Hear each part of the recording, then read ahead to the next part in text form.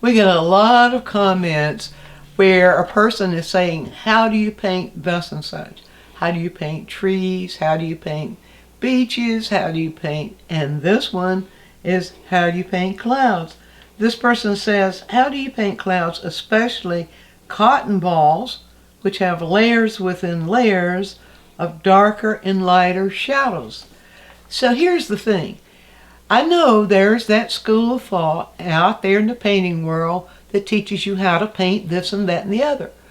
But that's restrictive. That means that you'll have to follow formulas every time you see something. What I would like to do with this, instead of showing you how to paint cotton ball clouds with shadows, show you how to think that through so that whatever you look at, you can paint it. Let's get that going.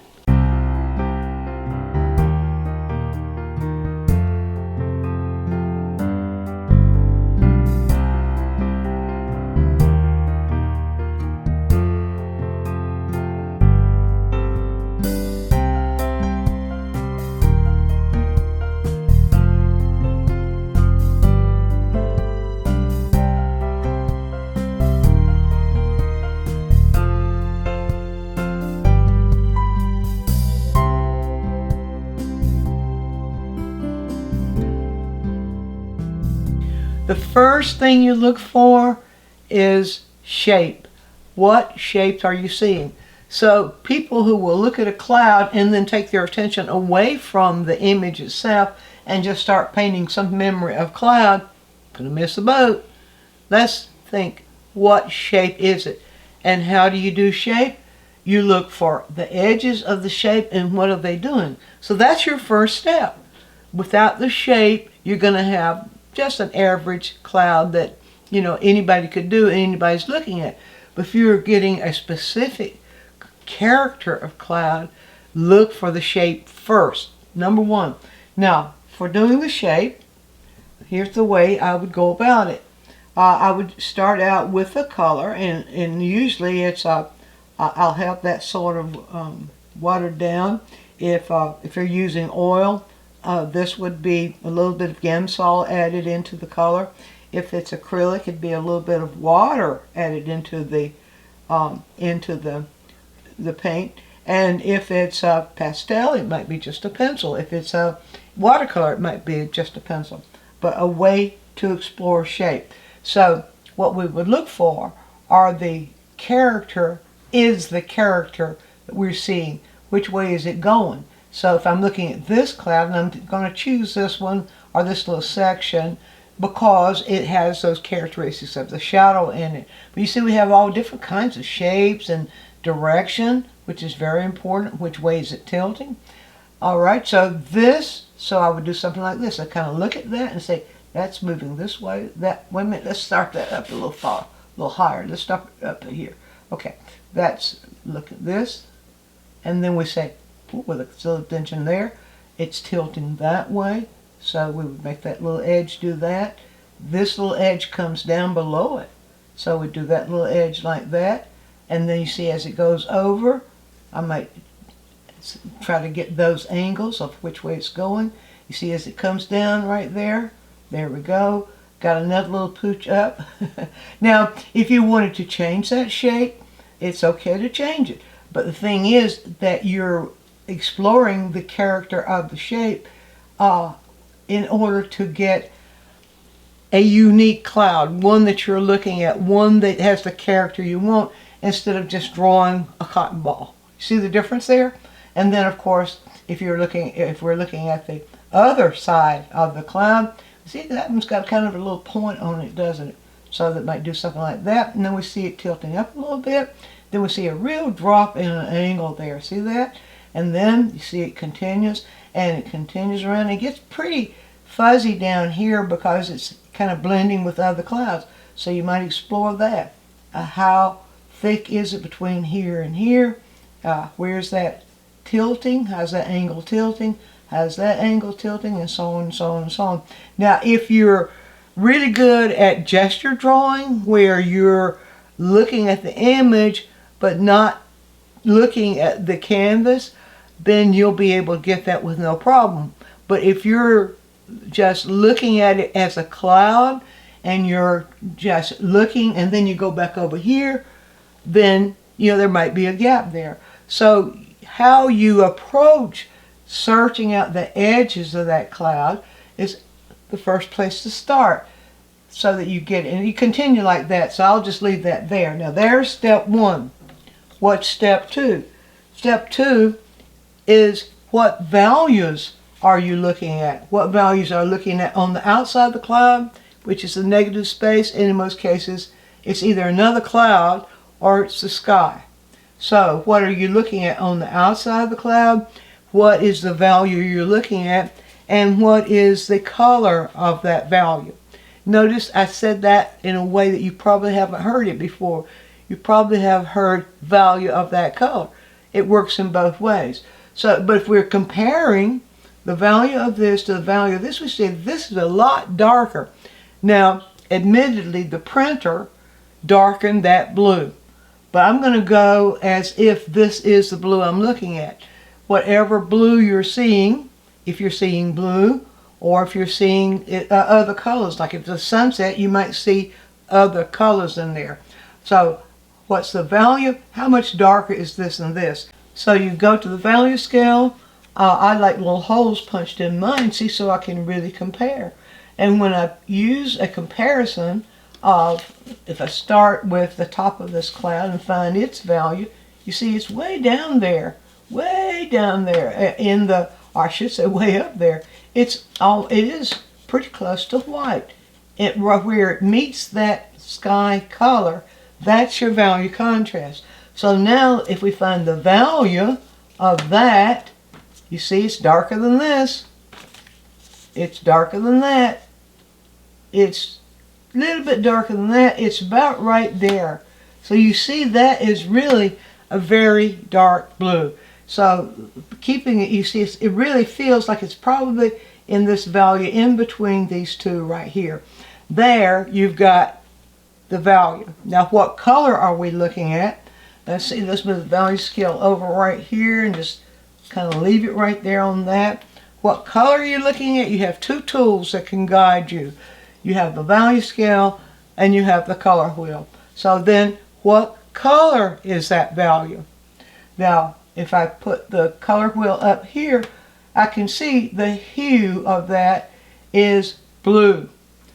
But it's not just blue. It seems to lean a little bit, believe it or not, towards blue violet. So I would then have the information I need in order to get the value and the color. Now the value and the color means the hue, and it means how saturated it is, and it means how light or dark. So if I leave the color wheel there, and then I start preparing now to get that cloud, the first thing I want is the color of that sky. So I will start with blue. In this case, I could use cobalt blue. I can use ultramarine blue. I would not use here phthalo blue or cerulean blue. That's not what I'm seeing. But a lot of people will just say, okay, cerulean blue always for sky. You don't always see a cerulean blue sky.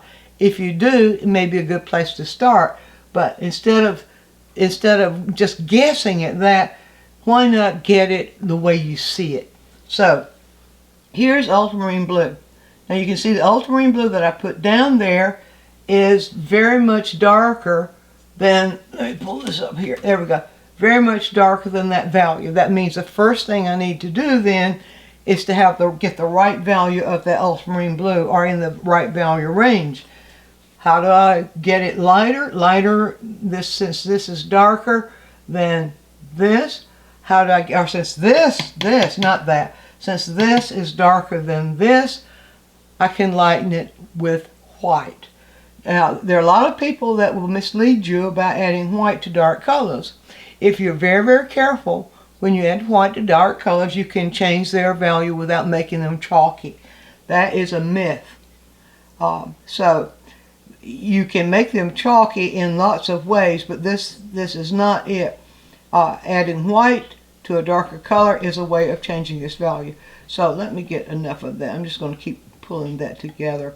I want to get that whole thing, that whole area of paint Now, have I got it light enough? No. A little bit more white, gradually adding a little bit more white. And let's see, do I have the right value range right in there? I'm getting close, very close. Little bit more white, just a little bit more white. There you might have a temptation to grab way too much, and it may go way too light. In that case, you would need to add back in the darker value. So there we go. Let's see what we got now. This time I'm going to test it on a test strip. Let's see how it works on a test strip. And so I'll just pull a test strip. This is just a this is just a slice of a 3x5 card. It's all in the world these test strips are. Look at that. Point on. It's really, that happens to be the right value, the right hue, and the right saturation. So that tells me, you can see it's a little bit lighter going in this direction, a little lighter and a little less saturated coming down here. But right in here, this is what we need to get that really, really puffy white. We need that dark compared to it. So the next step would be to block that in. And so I won't do the whole thing. I never do for these quick tips. I don't want them to be too long. This is going to be long enough as it is. But I'm just going to show you, just kind of guide you. So from that point, it would be a good idea to go ahead and block in right around those edges of the cloud. And keep those edges. Keep those edges. Now you will need some value variation, because without the value variation, it's going to look flat. So I'll put a little bit more white over here, like that. And then instead of just mixing a pile and paint the whole thing, which will be flat, what I'll do is just give it a little value variation as I go. Just dip a little bit into that and go with the next stroke. You see what a difference that makes? That then livens it. So I'll move back and forth there between those. And just get that edge, get those edges in. Try not to show any, try not to show a difference in the brush stroke when you're doing that. So continue following the value. Got the value, got the right value here. What about the value down here? That's a part of it too. And so then I would go over on this side, and I need that value. And not only need that value, I need to make sure it's the same hue. So I'll just go into the white here first of all, and let's see, is that going to be the right value for that portion? Let's see.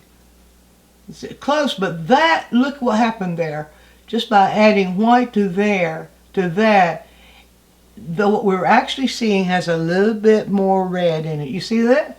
It leans a little bit more towards violet. So that's the reason it's a really good idea to pay attention to how these things change, so that then you will have a better chance of painting what you see. So I'm going to pull out some alizarin. I could pull out any red. Alright, so now if I just lift this as is into that, it's going to change the value too. And don't want to do that, so I'm going to just do what I call value correct. Pull just enough white into this alizarin right here. And that's, the color wheel shows me that in order to get this a little bit redder, as we saw it, I need to add something towards red. I could add a violet, I could add a red violet, or I could add red. Just a little bit, not much. But first of all, I need the right value of that. So that's pretty much in the same value range. Wipe off the palette knife. Now I'm going to pull just a little bit. So it's just a little bit, not much. Just a little bit of that. So it would be a mistake to plop that whole thing in there, because then I would not have any control over how much I'm changing it. So I'm going to pull just a tad, just a touch of that red into this, and let's see what we get. That may be it. We'll find out. So I'm rinsing the brush. Let's go right here. I'm rinsing the brush so I don't have the influence of what's in the brush. See, if you approach this stuff step by step when you're learning how to do it, then you can take shortcuts later. But if you approach it step by step as what do I need to do next, what do I see, what does that tell me I need to do, rather than following some formula I could give you, you see how that will open up so many opportunities. You'll be able to paint anything you see. Well, all right. I go through that little lecture almost every time I get in front of a camera. All right, so first thing now, I want to do the test strip. I'm going to see with the test strip, is that where I need to be? And look at that. That's pretty close. So now what I would do is in this area down here, I would lay that version of that blue in this area and follow the edges. I had too much. I didn't dry the brush off enough there. If you wonder what caused that to happen, that can happen when you don't dry the brush thoroughly. So good thing you saw that. Right, that's now I can do it with my brush because I've discovered what I need to do. Once you discover what you need to do, you can do it with a brush. All right, so right here's where we are. We are honoring that. We're honoring that edge, and that's a little too dark. So it's a little too dark. I'm gonna make it lighter, and there we go. So that procedure we continue to follow. You don't need to see me do that whole thing. Just if you will just take that approach and follow the whole thing, you'll see that it will work out for you. Now, one other thing, how do you get those shadows?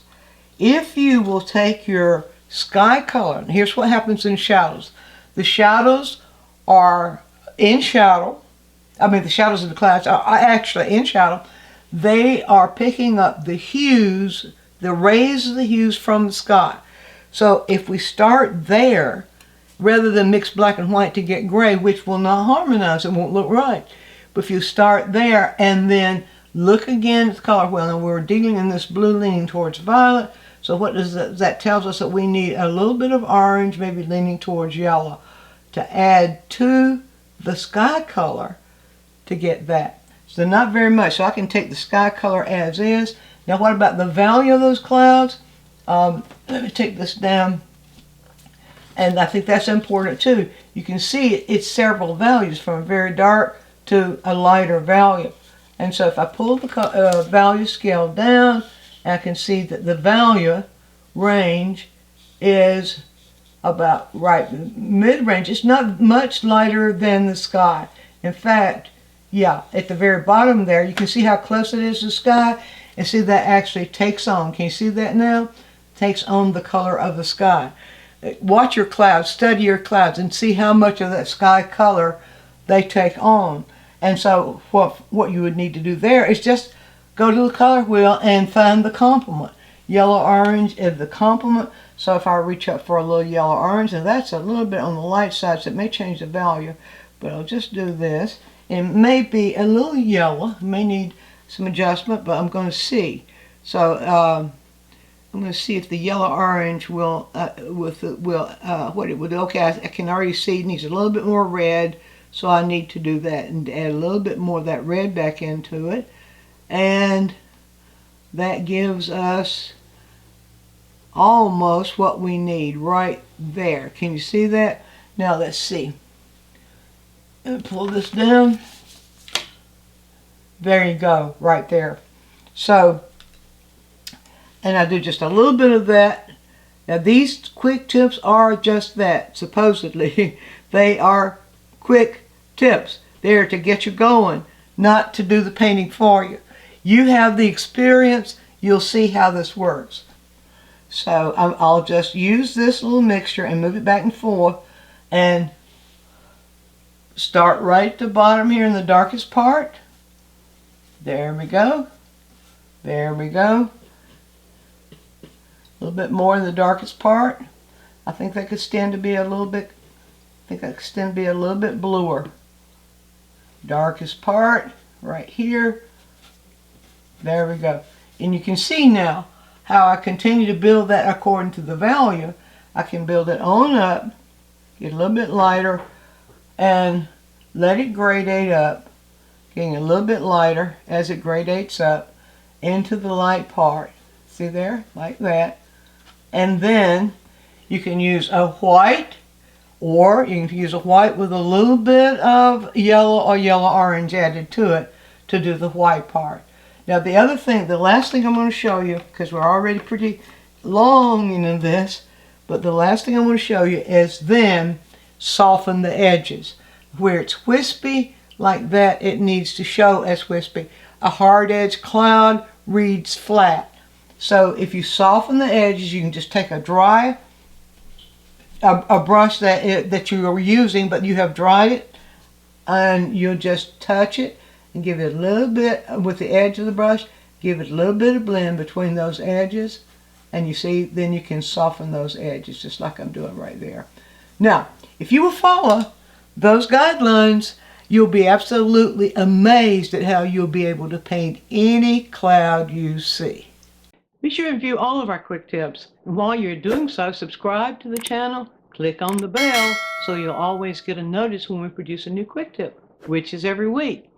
And if you have a question, leave it in the comments section and we'll make a quick tip for you.